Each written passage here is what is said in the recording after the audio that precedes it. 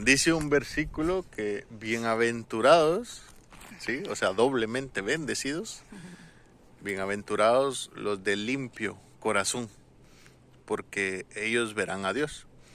Entonces hemos llegado a la etapa en donde ya hablamos de predicar, ya hablamos de pastorear, ya hablamos de preparar discípulos y ahora nos toca hablar. Plantar líderes en cada nación del mundo. Plantar líderes, ¿sí? Plantar un líder significa que tú ya tuviste la oportunidad de clonarte en otra persona que hará lo mismo que te vio ver hacer a ti y que lo hará incluso mejor que tú, ¿sí? Y eso es lo bonito de plantar líderes, es que yo no me dedico a ser seguidores. La Biblia en Mateo 28 no dice id y haced seguidores de Cristo, ¿sí? No, ahí dice id y haced discípulos.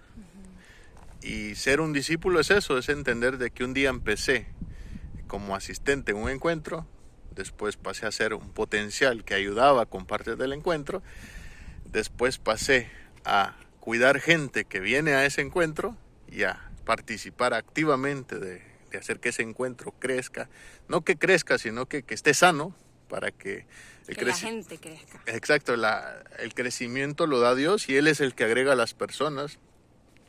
Y eso es de a medida que somos fieles en lo poco. Y eso es de lo primero que te quiero, de lo que te quiero liberar hoy, ¿sí? El crecimiento no depende ni de ti ni de mí, sino que el crecimiento, Dios dice que añadía cada día los que habían de ser salvos. Entonces tu meta y mi meta no es hacer crecer el encuentro. Plantamos, regamos.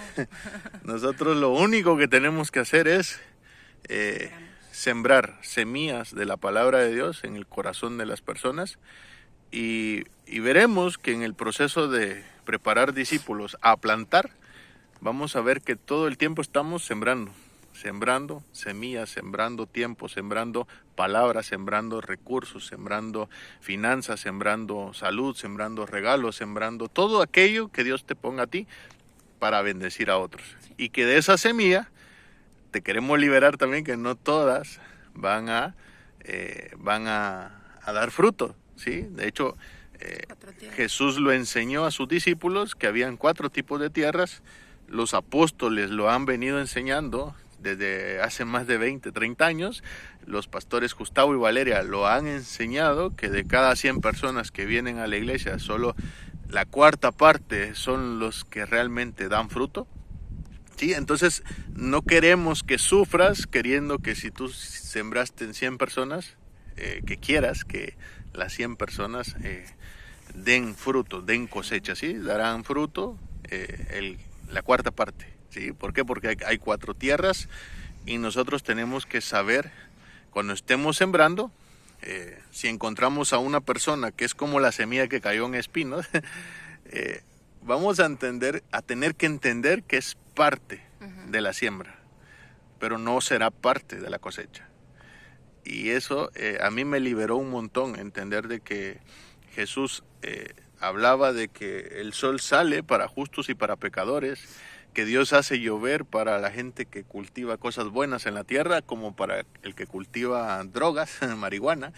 Entonces yo digo, vale, pues a mí me toca sembrar, y sembrar sin mirar a quién, pero yo sé que no todas las siembras van a dar fruto. Y sembrar sin reclamar cosecha a las personas. Exacto. De hecho, la mayoría de veces tú siembras en un sitio, en una persona, cosechas de otro lado. Y cosechas por otro lado, ¿sí?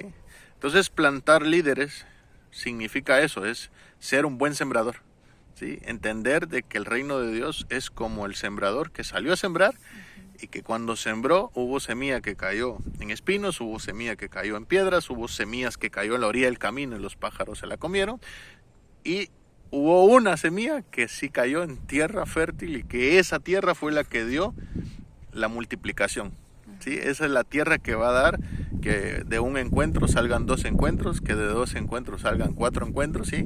Es esa tierra fértil que sí dio fruto al 30, al 60 y al 100 por uno.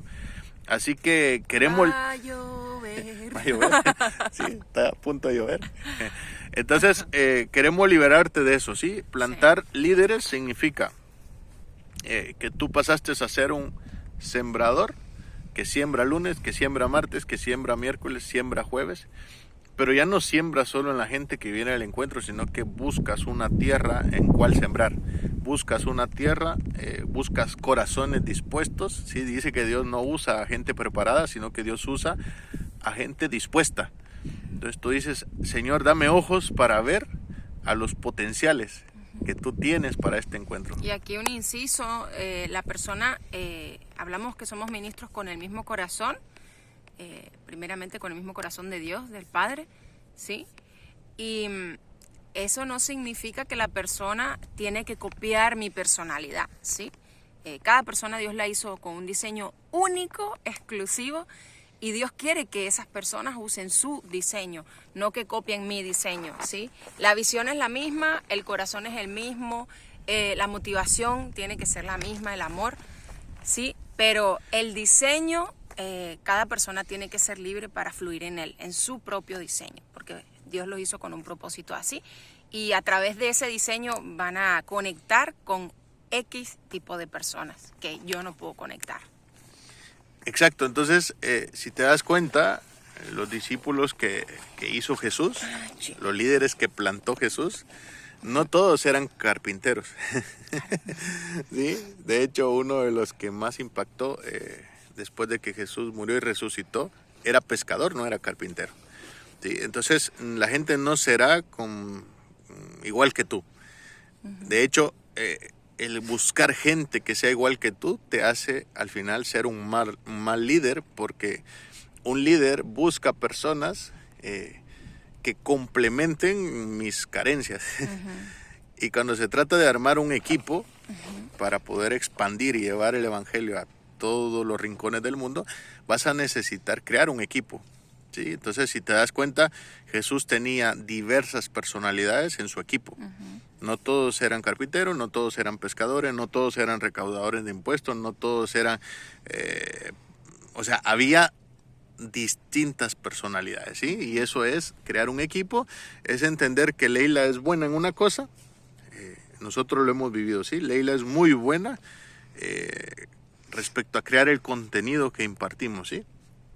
Y yo soy muy bueno en lo mío, ¿sí? Pero en transmitirlo, en comunicarlo, pero ella no es igual que yo, ni yo soy igual que ella, sino que Dios le dio un diseño a ella en el cual ella puede disfrutar lo que hace. Por el momento que yo pretendo que ella haga las cosas igual que yo, nos vamos a frustrar. Si yo intento parecerme a mi equipador, me voy a frustrar porque yo no soy mi equipador, soy yo. Y Dios quiere que sea yo. Exacto. Y yo me frustraría mucho si yo me pongo a querer ser igual que Jesús o que el apóstol Kimberly o que el pastor Gustavo. O sea, yo no podría disfrutar ser William Aldana si estoy todo el momento pensando en hacer las cosas como las hace X personas, ¿sí? Entonces, yo te quiero liberar, ¿sí?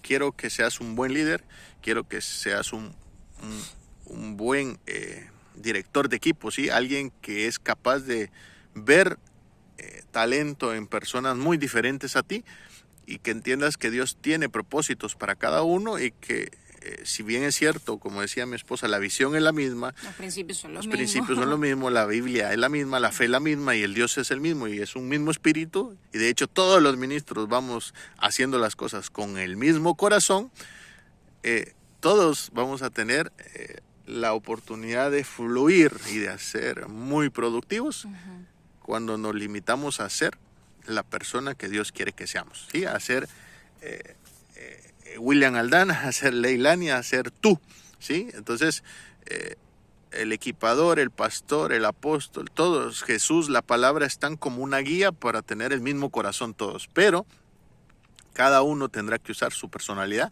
cada uno tendrá que saber usar su don, su talento, y cada uno tendrá que ser capaz de liderar, de plantar líderes que no son iguales que tú y que harán las cosas incluso mejor que tú. Y aquí vamos a hacer una aclaración, un inciso en cuanto a personalidad y diseño versus carácter, porque a veces lo confundimos y decimos, no, pero es que esa es mi personalidad, y resulta que llamamos personalidad a fallas importantes de carácter como la ofensa, la falta de perdón, el chisme, y eso no es personalidad, eso es un área de carácter que yo tengo que resolver, porque el carácter de Cristo es muy diferente y eso es a lo que apuntamos, al carácter de Cristo.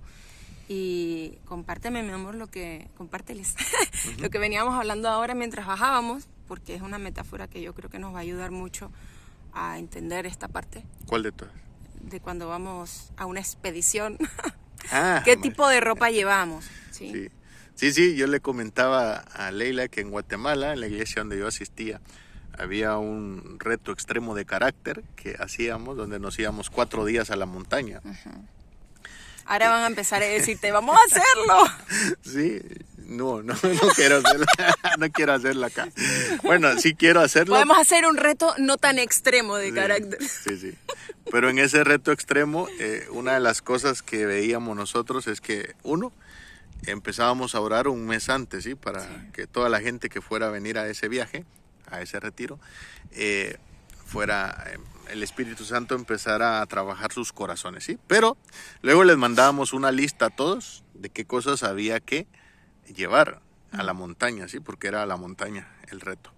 Y claro, mucha gente, al recibir la lista, hacían lo mismo. Se iban a una tienda, como el Decathlon acá en España, y se iban a comprar zapatos nuevos, se iban a comprar pantalones nuevos, camisas de hiking, o sea, todo era un sombrero, una mochila especial, un termo para el agua y una casa campaña impermeable.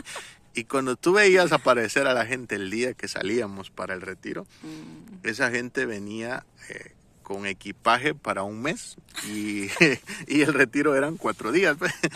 Entonces, claro, se dejaba, no se les decía a todos, eso me quedó, voy a pararlo aquí un momento porque necesito cambiar de posición.